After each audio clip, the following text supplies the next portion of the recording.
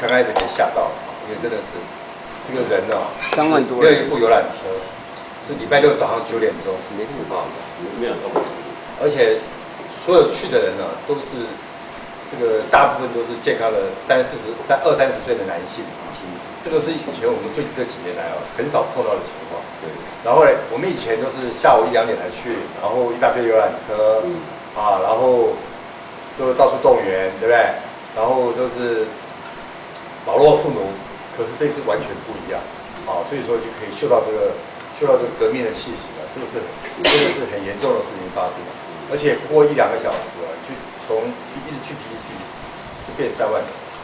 如果那一天呢不是主办单位他这样把它取消掉的话，晚上我估计到晚上10万人都有可能然后所以说呢，我们就赶快，因为我们平常就是有些急事的时候，就没办法请各位来开会，有时候就是要急着去处理，所以说那这个我们当天晚上本来就决定要起事的就给叫大家要静坐静坐过夜然后不要散掉。后来没有成功，后来我们就这个各位就说我们这边就是不管怎么样庄严因为跟我合作已经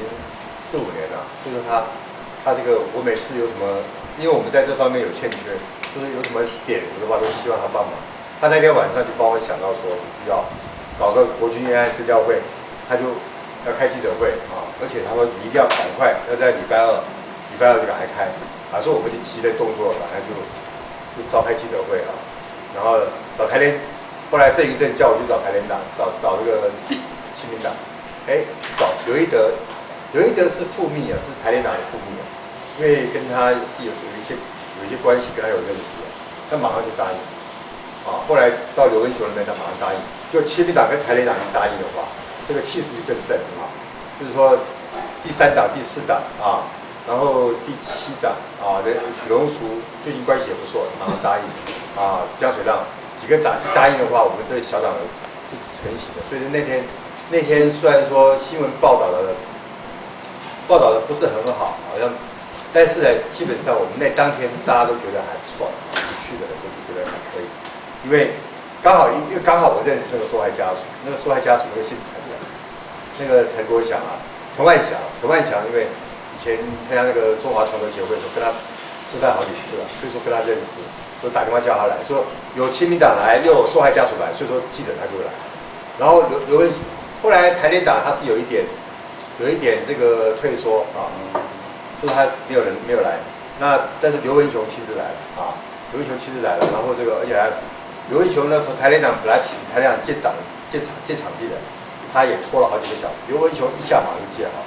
而且还借了这么大的，就是说提携了议员一样。就是说我们基本上就是说目前为止就这个议题是有可能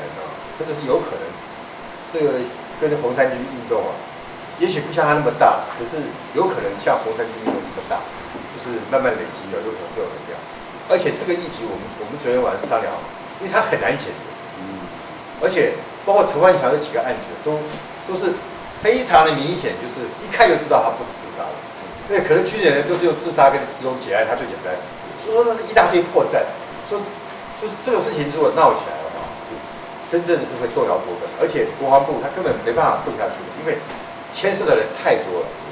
所以他很可能我们会建议他用228的方式来处理。就是228就是道歉赔偿，就是这样。你只能用这种方法，你用其他方法的话，一大堆人会垮掉，退休金也没了，什么，而且都是现职的，非常严重。这件事情其实非常严重。那现在活动游乐案子跟我们其他的案子来比还比较弱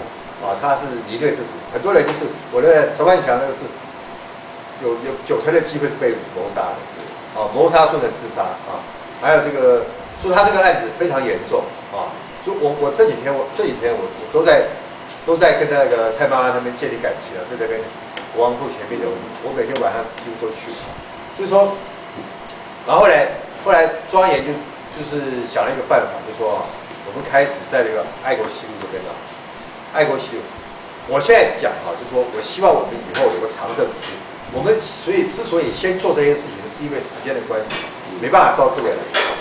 所以说因为都在一直赶来租借场地，怕那个所以说我们希望我们这个弄完以后，我们希望马上成立一个生调会让大家当委员大家来一起开会所以我建议各位就是说，我们现在这个时间真的是你热心有时间的人我们才有时间跟你谈。假设你大老远你说，梅峰你为什么不打电话来叫我来当委员，然后干什么？大家最好不要有这个心情，最好你到现场，你自然就是，你到现场去关心，到现场去做，出钱出力，那你自然就是里面的要角。我们没有任何排斥，没有任何排斥，希望大家都是在里面变成要角，但是希望各位自动一点，因为有的时候真的是没有心情，没有时间去打电话来，某某主席你来开会来干什么？假设我打电话给你，你有钱进来的话，我会打电话给你，会有事动的。就对不对？就是各位真的要帮忙一下，就主动过去关心。然后我们现在已经借了这个下个礼拜5、6日1、2，还有3，我们借了6天，所以我们准备把那边就像蔡立会那样子。各位很多人需要我们走出去，我们下个礼拜就不在那边开会了，下个礼拜就到那边去开会了。下礼拜5就到那边去搞了。然后呢，告诉各位一个消息，这个公民1985，他们也是5、6日，他们5、6日也要在那边游行。所以说，下礼拜5、礼拜6、礼拜日应该是会有几万人在那边，而且都是年轻的男性。各位知道，我们这几天我还每天去，一大堆人送东西过去，要捐钱要送东西过去。因为这都也是因为这个案子。影响太深远，因为它影响到每个家庭，因为每个家庭都有子弟，都有男朋友，都有儿子，或者去当兵这个事情，所以它的影响力比这个大捕比这个贪腐其实都还严重，因为它切身影响到每个家庭，每个家庭都不敢送小孩去当兵，所以说这个案子，所以我们现在是就是说，我们为什么那么急呢？就是我们还希望把它，因为集会游行法规定是每一个人每一个月可以有2天的时间租借2个路段，所以说那一天呢，公民1985已经在跟我们抢路段，他现在是租凯道，也租爱国西路，但是我们是稳定爱国西路跟中山南路、中正纪念堂前面，所以说。那说老实话，我们讲真的，各位也知道我是没有什么钱的，所以我们那天我们徐竹明主席，还有肖忠汉主席，还有周庆俊主席，各出了3万块，我们现在租了6天，我们希望这各位主席能够在共襄盛举让我们能够在估计最少要先12个人，12个人就可以一直轮，我们连理局知道。我们去学那个蔡丁贵，你有12个人，因为他现在是7天到30天，就是你要在7天到30天，你就要去跟他申请7天、30天之间的，就是每3万块你可以租2天，那个钱是会还给各位了解。各位的存折，各位要参加的话，就是把存折然后授权我去开个印章，帮你弄个印章，或者是存折的封面跟身份证的封面。给我就可以了，然后3万块现金给我，然后呢，你要不放心的话，你跟我一起去，然后我们就把那个路段给他租下来，然后这样的话，因为你租了路段，你的主导权力就比较大一点，主导权力比较大，对不对？你可以叫他走开，你们纠察队，刚刚请各位签纠察队可以马上叫他走开，这是这样。那我们现在这个。目前礼拜1当然还有1个人要给我3万，大概现在还差8个人，我现在正在找那个钱是会还给各位1分1毛，给我个人的人格给你保证，绝对会还给你，只是让各位把那3万块从户头里面放到台北市政府的户头里面，因为如果说有任何的因素造成那个钱没办法还给你，就说路面脏他扣你钱的话。我个人保证我还给你，因为那是我们主办单位该负的责任就说，请各位在这方面假设有能力的话有余钱放3万块钱帮点这个，然后呢我们下礼拜5就过去，今天结束以后，我大概就会把我们这边的电风扇什么东西啊，有机会我就尽量搬过去了。他现在那个蔡妈妈那边他们在那边已经每天都有很多人去关心，而且空军司令啊、参谋长啊，他们都常常去跑。说，但是他们被摸头的可能性不大啊。如果我们现在把受害家属，我们尽量集结。如果说我们能够集结10个、20个受害家属，把他的遗像、把他的遗像摆那边的话，那是很震撼啊！哪天我们再办个超度法会，看现在无锡那边要办个超度法会啊，还有人要搞什么？各位就说，如果您交3万块的话啊，我们可以给你保证，你有一个阿里山葬啊，大概3公尺见方的阿里山葬，让你在那边做你们政党想做的几乎任何事情啊，当然不是所有事情啊。如果有些事情跟大家有关系的话，我们大家协商。如果说不是太重要的话啊，我们就是让你在那边，你可以宣传你党的东西，甚至义卖啊，干什么都可以啊。你再可以3公尺见方的东西让你放啊。那这12个单位，12个帐篷先放以后，那其他以后来的经费的话，我们再去想办法去弄啊。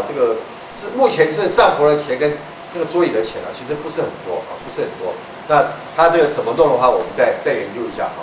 但是基本上各位就是先缴3万块的话，我们就给各位一个空间在那里啊。你要办法会办什么都随你便，你要卖书啊卖什么都可以啊。基本上宣传你政党的东西挂旗子，原则上我们也是希望那边统独不分，就是完全不要谈统独。所以爱国同心会去弄啊，这个台湾建国联盟也去弄，给人家的感觉我们现在是不分蓝绿，大家一起去做。这样子的话，这个新闻效果会出来啊。那个目前这个事情我再跟各位解释一下，就是目前这个公民1985，我有必要告诉各位，公民1985它的性质它性质。今天为什么我们去那边表面上好像很脏，我们去割人家稻尾，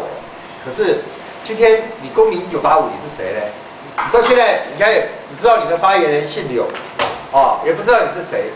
那你各位知道这个东西是动摇国本的，这个东西是一定要最后真正解决的你没办法用一个摄影团体去办这个事情，那是没办法。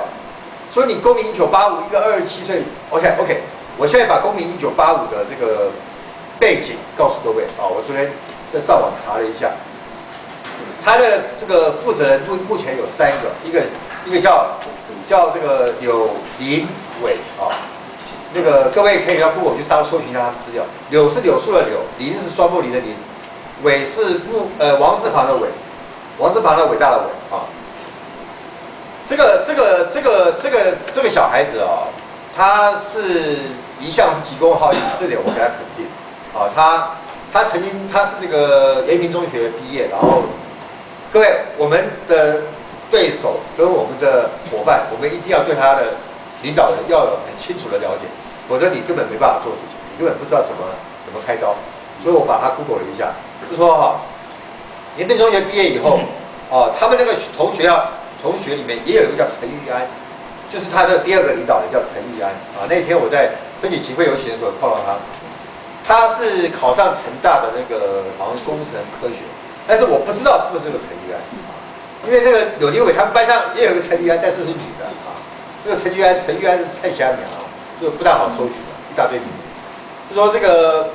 那柳林伟后来考上高雄医学院的医学系，他后来当这个全国医学生联合会的教育部长因为他高一的嘛，我想那他这个会长是中国医药学院的这个学生担任。他们曾经办过一件事情，叫531的一个大游行，不知道各位还记不记得？531大游行是讲什么事情呢？他是讲这个他们反对波兰的，就是那个时候有很多波兰的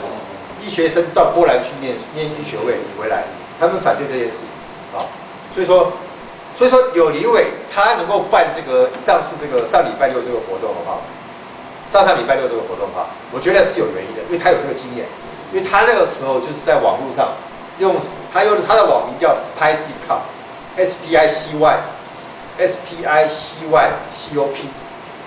Cup 叫麻辣警察，换句话说他是以警察自居Spicy Cup 他用警察来自居，说他是喜欢打抱不平就是他曾经有这个经验，在1个礼拜的时间那天号召了大概3、4千个网民到去抗议，而且还成功的阻止这个法案，所以他有这个经验，所以他这一次敢做这个事情啊。可是他那天预估本来是只有5000人去的，但是他们只有2部宣传车，他也是只有7月12号他写第一篇文章，7月13号他就召集大家开会，7月14号开会，有36个人参加，啊，36个人参加。然后呢，这个他们有个捐款账户，100、200、200就这样捐。他现在有的时候捐了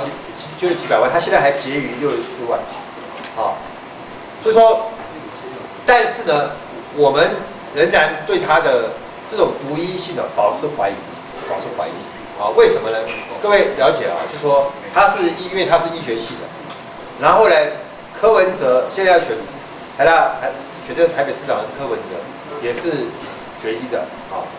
那他们到底之间有没有关系？我觉得大家可以去搜寻一下，把他们的关系找出来。我认为他们两个有关系的可能性还是有啊，还是不少。而且庄严那个时候就认定大概是柯文哲对，因为那一天晚会的时候，就是那个礼拜六晚会的时候，礼拜六的晚会，第一个上台的就是柯文哲啊，然后中间有一个叫陈医生，陈医生是北社。最后面蔡丁贵，他解释说，因为蔡丁贵借他场地，因为蔡丁贵把那个立法院的路权都占住了，他借他场地，借他路权，所以他们请他来讲啊。所以说他们那一批，从这几个看起来都是深绿的，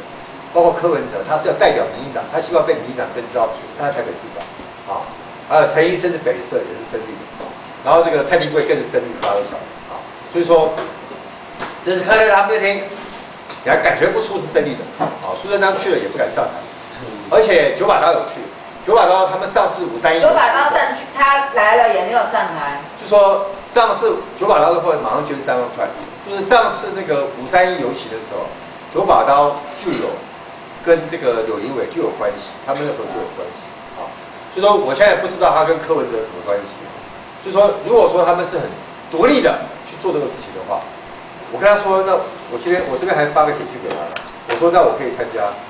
他说我不需要外部团体参加，那我说我用公民身份参加好不好？所以说他现在就是为什么要抗拒我？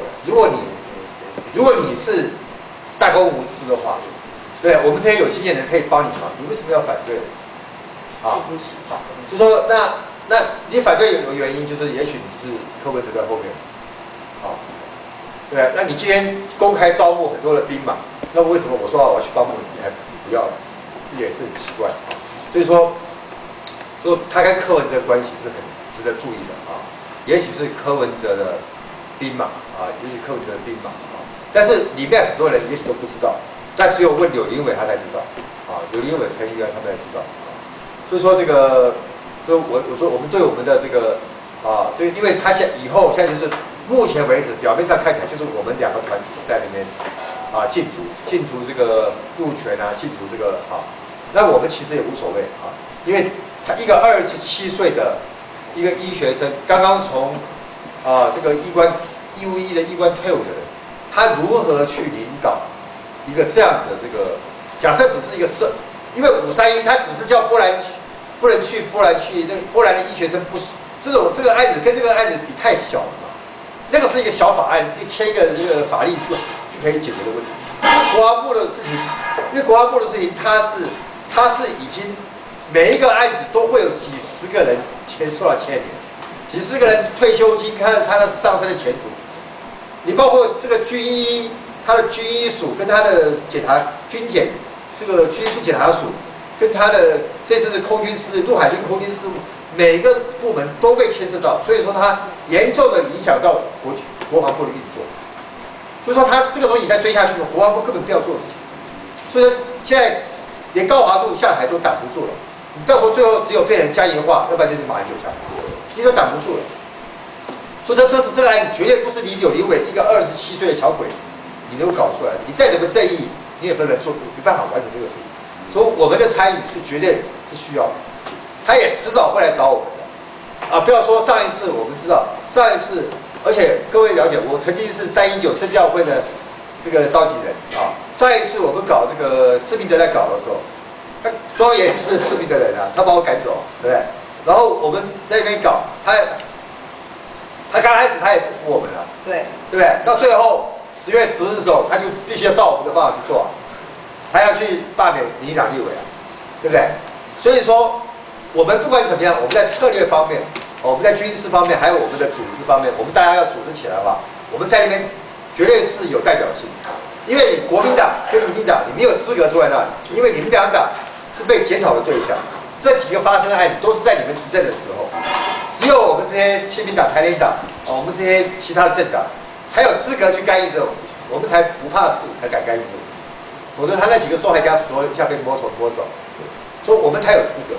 那你这个有立委，我们佩服你，你有这个眼光，你有这个经验做这个事情，这我们佩服你。可是这个不是你一个萝卜头，你可以承担下来，一定要到最后一定要我们承担。所以我们在那边这个案子啊，就说我觉得我们有可能借这个案子把我们第三势力给它冒出头我们明年7合1选举，我们再把它冒出头。所以说这个我们在这个后年的这个大后年这个立委选举，大后年年初的立委选举我们这边尤其是女性，很多人会当立委的可能性是非常大的。虽然说只有当1个月2个月，但是呢，你绝对是有这个立委的这个权势的绝对是权势的。就说我们大家每个人当立委的机会都非常多非常多，因为我们要100-200个立委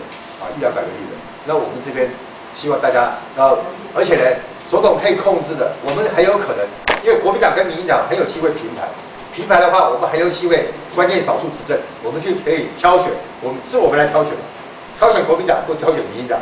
来跟他们联合执政我们马上就可以执政各位就说现在最好，假设对政治对国家改革有兴趣的话，这个时候能够全心投入很主动的投入这个然后有钱出钱，有力出力有钱你就放点钱进去有力你就每天晚上去那边因为白天太热，你晚上去我干什么这个我相信我们应该在这个案子会打出一片天下所以说最重要的还是拜托各位这个3万块如果放在银行的话，换个地方放，大概我估计也不会超过半年，那个钱一定会回到你身上，因为我们是用你的存折，他这个台北市政府弄完以后，他会直接推到那个存折去，我们再一直连，连到最后还是那个存折，所以那个钱只是把你挪个位置连周转都不算，只是换个地方存。假设你那个钱不用的话希望各位在这个地方能够帮点忙，让我们可以筹到12个人把它弄起来。大概发言如此，谢谢各位。